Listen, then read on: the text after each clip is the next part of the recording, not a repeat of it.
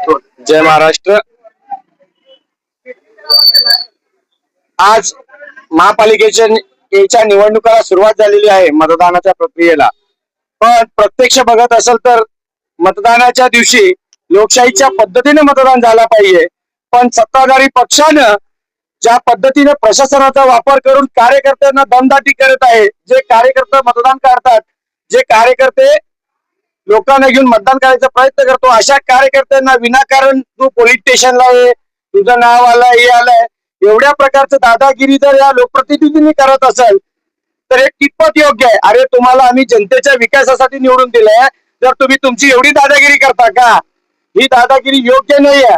ज्या अनेक कार्यकर्ते, आता माझ्या 5 कार्यकर्त्यांना ज्यांचा काही संबंध नाही त्यांना फोन करून बोलवतात, तुम्ही पोलीस स्टेशनला तुम्ही धिंगाणा घालताय असं सांगतात, पण प्रत्यक्षात ते त्या बूथ पाशी गेलेलेच नाही।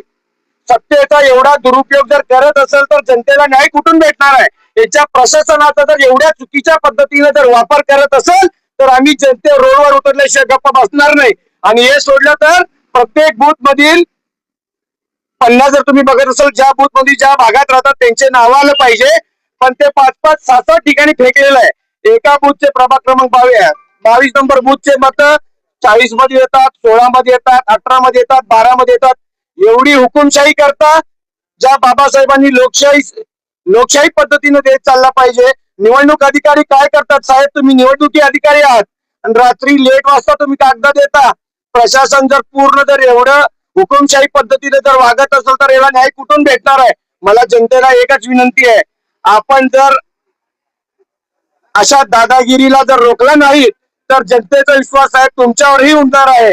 मी एवढीच विनंती करतो, विनाकारण तुम्ही सर्वसामान्यांना दमदाटी करणं बंद करा, कारण आज भारतीय जनता पार्टीकडे कार्यकर्ते नाहीत। ज्यांनी भारतीय जनता पार्टी आजपर्यंत त्यांना काम विकास केला नाही, अशा अनेक गोष्टी आहेत, तशा त्यांच्या कार्यकर्त्यांनाही दमदाटी चालू आहे।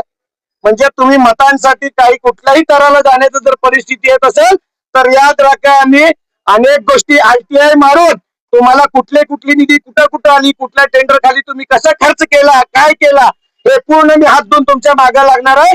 प्रशासन जागावून याच्यावर तातडीनं निर्णय घ्यावा आणि जर खरंच लोकशाही जिवंत असेल तर ही दादागिरी बंद झाली पाहिजे, एवढीच विनंती करतो। कोणत्या लोकांकडून दादागिरी करण्यात आली त्यांचं नाव कळेल का?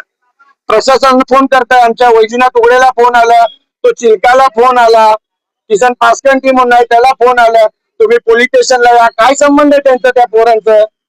किती मुलांना म्हणजे किती कार्यकर्त्यांना अटक करण्यात आली? आतापर्यंत 15 ते 20 कार्यकर्त्यांना विनाकारण फोन करून तुम्ही पोलीस स्टेशनला यावं, बसावं, अशा प्रकारचे दादागिरी चालू आहे। आता काही ठिकाणी स्वतः उमेदवार आतमध्ये जातात असे फोन सुद्धा आलेले, काय सांगायला याच्या? साहेब खरी लोकशाही राहिली नाही अशी मला वाटते, हुकुमशाही सुरू झाली।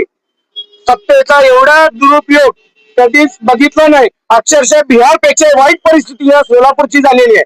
तुम्ही मागे बघितलं अशी एखाद्याची मर्डर झाली, एवढी दहशत।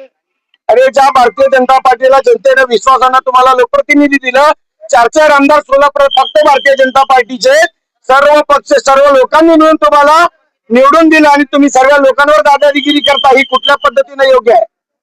8 पक्ष आपल्या सोबत महाराष्ट्र सरकारमध्ये आता महायुती सरकारमध्ये आहे, तरी पण आपण हा आरोप करताय, त्या संदर्भात काय सांगा? साहेब भले महायुतीमध्ये सरकार आहे, जर लोकांवर अन्याय होत असेल तर आम्ही सरकारच्या विरोधात रोडावरही उतरायला तयार आहे।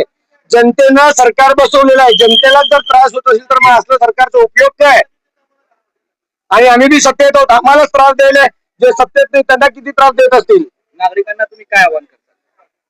मी नागरिकांना एकच आवाहन करतो, ही दादागिरी आता बंद झाली पाहिजे। जर यांना अजून आपण डोक्यावर घेतलं तर पुन्हा अशीच दादागिरी आपल्यावर होईल।